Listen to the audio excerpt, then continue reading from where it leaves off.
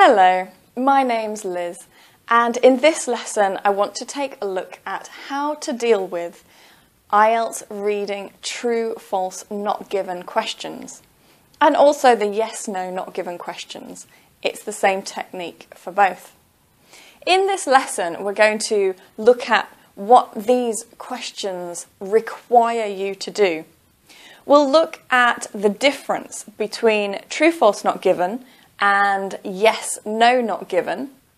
And then we will look at the difference between each of the answers. So what the difference is between an answer that is true, an answer that is false, and an answer that is not given. So we'll do some practice and I will explain how you can see the difference for the answers. After that, there's a lot of tips to give you so that you can be more successful with this type of reading question. And at the end, I will give you some links so that you can practice this type of reading question for free. So let's start with the first question. What do we have to do for these types of questions? Here is an example of true, false, not given questions. You can see here, this would be your reading passage, your paper, with the article that you need to read, and there will be questions. Each question is a statement. So, for example, all people are influenced by media. You need to look at that statement, you need to read through the passage, and you need to decide if this information is in the passage. If you can find the information in the passage, then the answer is true. It's true, the information is in the passage. If the information in the passage is opposite to the statement, then it's false. And if the information cannot be found, you've read through your passage and you cannot find this information, your answer is not given. Now, that's the basic requirement of this question. Let's have a look at the difference between true, false, not given and yes, no, not given. The true, false, not given questions are all about factual information in the passage. So it's not about opinions, it's about fact. True means that the statement in your question agrees with the information in the passage. False, the statement in the question contradicts the information in the passage. Contradicts means it's the opposite meaning. And not given means there is no information on this. So what's the difference with yes, no, not given? Let's have a look. The yes, no, not given questions are all about the writer's opinion. So it's not about the facts, but about what the writer thinks. So this is often called reading between the lines, trying to understand what the writer is trying to tell you about their opinion. If the answer is yes, it means that the statement in your question agrees with the claims of the writer. If it's no, it means the statement is opposite, it contradicts the claims of the writer. And not given means it is impossible to say what the writer thinks about this. Now, the technique to dealing with true, false, not given and yes, no, not given is exactly the same. And in this lesson, we're going to learn how to look at true, false, not given, and all these tips you can use for both types of questions. And also, this information here, you don't need to remember. It will be written on your question paper, so don't worry about that. Now, let's have a look at some true, false, not given questions, and I will explain to you why the answers are true, false, or not given. Here is a typical example of a question for true, false, not given. This is the information in the reading passage. The majority of people who graduated university found it difficult to get a job. And the question, the statement in the question, is after finishing their tertiary education, all people had difficulties to find employment. Now, the first step that you need to take is to look more closely at the statement. Don't try to find or understand your answer until you have analysed the statement more. So the first thing we're going to do is look at some vocabulary in the statement.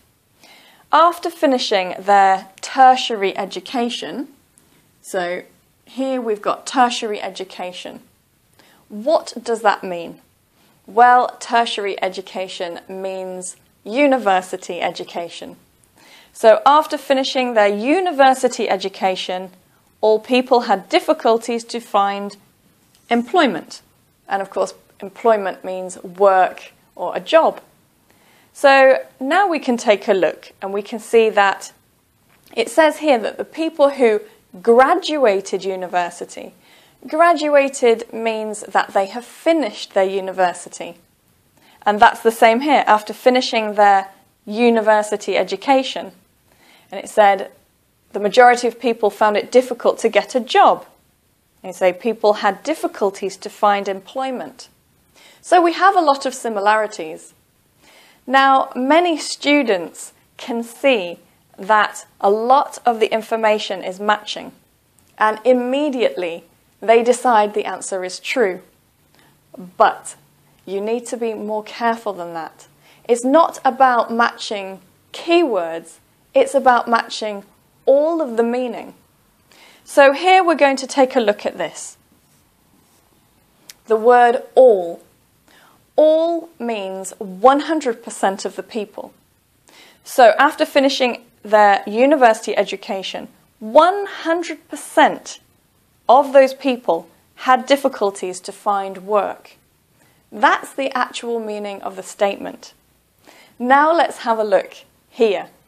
And here we've got the majority. This does not mean everyone.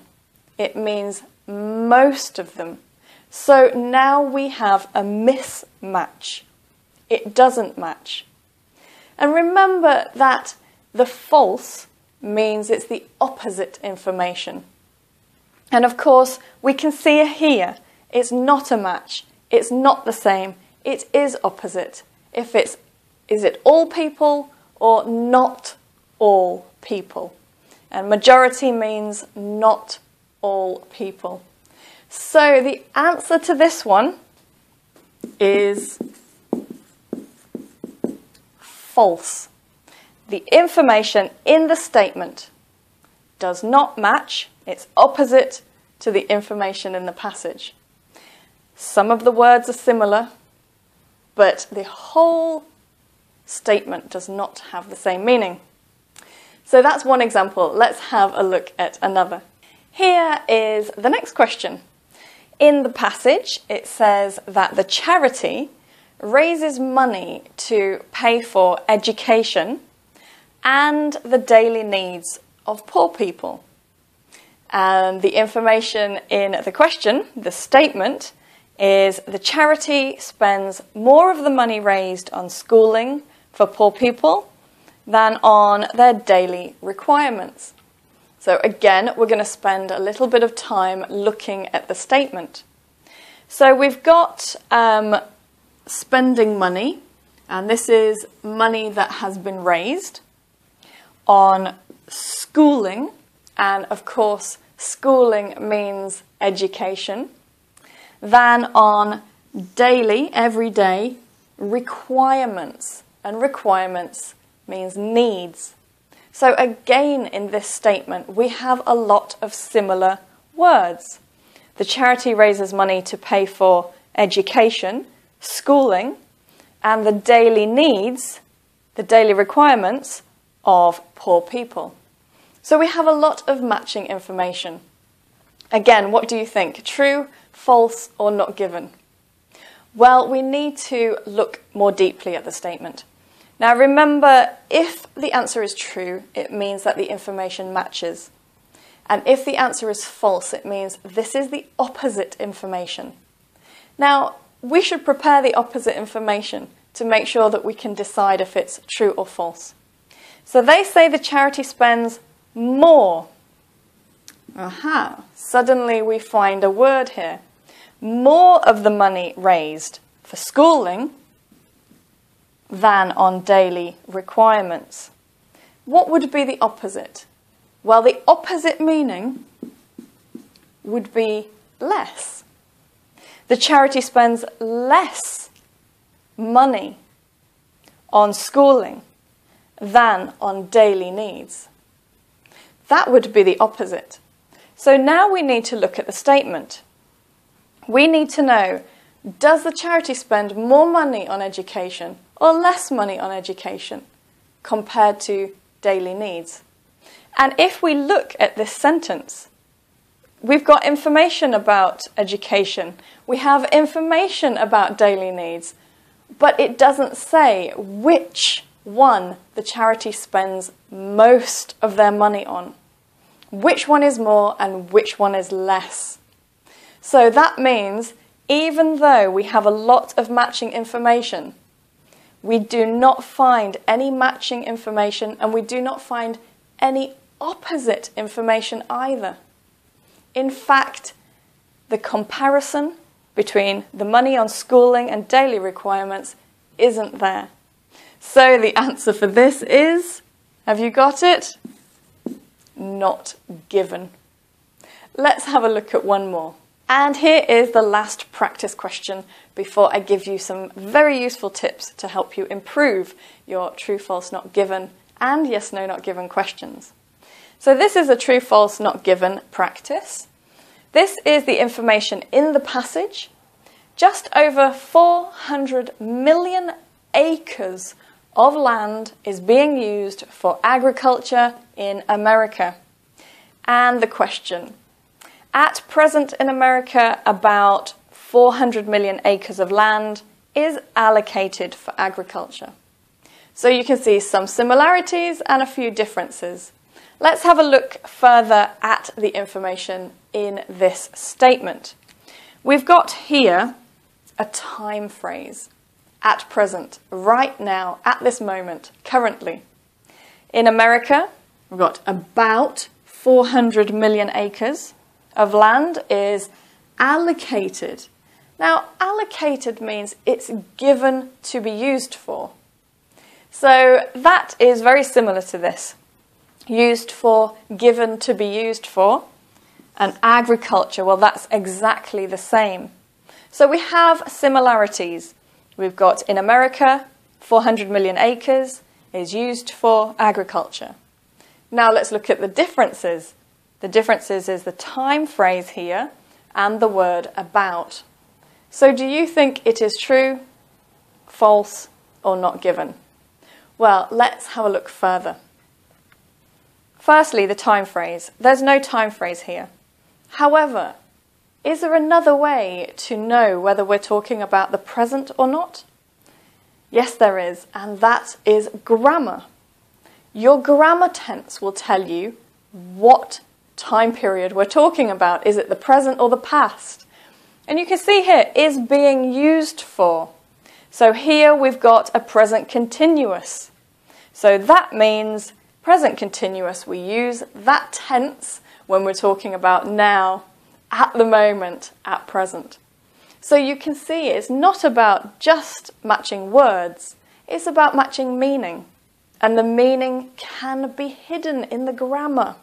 So you have to pay attention to everything in the statement and in the passage. Now let's look, so that's the same. Now let's look at the next one, which is about. In the passage, they say just over. And in the statement, they say about. Now, before you tell me that it's not exactly the same, we need to think about the meaning of true and the meaning of false. Now, the meaning of true is that it matches. The meaning of false, remember, it doesn't mean that it doesn't match. It means it's the opposite information, contrary. Now, the word about means close to, nearly, a little bit over, a little bit under 400 million acres. The opposite would be, it is not close to 400 million acres. In fact, it's a lot more. Or it's a lot less, but it's not close to 400 million acres. That's the opposite meaning. So now we take a look more carefully and we can see actually that information does match. Because about has the same meaning. Just over, just under. And here we've got a match. Just over 400 million acres. So the answer for this one is true. So you can see there are many different traps and difficulties that you can have with these types of questions. So let me give you some very useful and important tips now to help you get your questions right. Tip number 1. The first tip is to spend time analysing and reading the question statement. Many students jump to the question, they read the statement quickly and try to find the answer. That's not a good technique. I wouldn't recommend it. Go to the question and spend some time reading it, looking at the words, looking at the meaning behind it. Then try to find the answer. The more time you spend analysing the statement, the more likely you are to get the right answer. The next one, number 2, you are not trying to match key words. You don't look at the statement, find key words and decide that's true or that's a yes answer. Because we're not interested in matching keywords. We're interested in matching meaning. So understanding the statement, understanding the passage more. Number 3, paraphrases. Of course, vocabulary. IELTS is very big on paraphrasing and using a range of different language for the same meaning. So that means when you look at your statement, you do need to think about possible paraphrases. And that will help you identify where the answer is and to actually get the right answer. Number 4, look out for common traps. There are common traps. Of course, one of the common traps you already know, and that's comparisons. If you see a comparative sentence in your question, more or less than, make sure you also find a comparison in the passage. Because if it's not, it will probably be not given. Also look for these types of words. If they say all and the question says some, that's not a match. If they say the majority and the question says some, that's also not a match. So this is really testing your ability to understand the exact difference and the exact meaning of words. Let's have a look at some more tips. Tip number 5. The true, false, not given and the yes, no, not given questions use the same technique. So everything we learned today in this lesson, for the true, false, not given, you can use for yes, no, not given. Number 6, the answers come in order. This is such an important tip. What does it mean? Well, it means that the answer to question number 1 will come here, for example, and the answer to question number 2 will follow that. It's in order. And the answer to question number 3 will come after that, and question 4 will come after that. So each question follows the order of information in the passage. That means that you should always start with question number 1. Find question number 1 first, and you know that question number 2 will follow that. It also means that you need to keep your eye on the next question coming, not just the question that you're doing at the moment. So, for example, we know this is question number 1, and we're trying to find question number 2. Now, question number 2 might be not given. And if it's not given, many students read the whole passage to try to find it. Well, don't do that, because question number 2, the answer must come between number 1 and number 3. It cannot come after. So don't waste time trying to find the true, false, not given. Keep your eye on the next question as well. Remember the content of the next question so that when you try to find question number 2, you're not going to read too far. That will save you a lot of time in your reading test because you know reading is really difficult in IELTS because of the time limit. So saving time is very important. Keep your eye on the next question. The answers come in order. Remember it, it will help you. Let's have a look at tip number 8. The next tip. Remember the meaning of false and no. Many students think that the meaning of false and no is that the information does not match. That is not the meaning. Don't try to think that it's about matching. The meaning of false and no is that the information is opposite, so it contradicts. And you need to remember that and keep your eye on that. So it's about an opposite or contradictory meaning. Tip number 9. If the question in your reading test is true, false, not given, you must remember to write true or false or not given on your answer sheet. You can't write yes or no. So if the answer is true and you write yes instead, the answer is wrong. And again, if the answer is false but you have written no, then the answer is wrong again. So please make sure you remember if you're answering true, false, not given, or yes, no, not given, and write the correct word on your answer sheet. Tip number 10, the last tip. This is a common question many students ask me, and that is, can I write a letter instead of a word for your answer? So if your answer is true, can you write only T? Well, yes, you can. If you have T, it still means true, and IELTS will give you a correct answer for that 1 point. But if your writing is not clear, please don't take a risk. It would be easier to write the word. So just make sure that your answer is easy to read. Now, before we finish, here's your homework. This is a true, false, not given question. This is the information in the passage. By the second half of the 17th century, coffee had found its way to Europe. And here is the question for your homework. Coffee arrived in Europe after the 17th century. I want you to decide, is it true, false, or not given? Now I'm going to give you some links. I will give you a link to find the answer to your homework. I will give you a link so you can practice more true, false, not given, and yes, no, not given questions for free. And also links to other IELTS lessons. Well, I hope that was useful for you. If you did find it useful, please press like. If you have any questions, just post them for me. See you soon.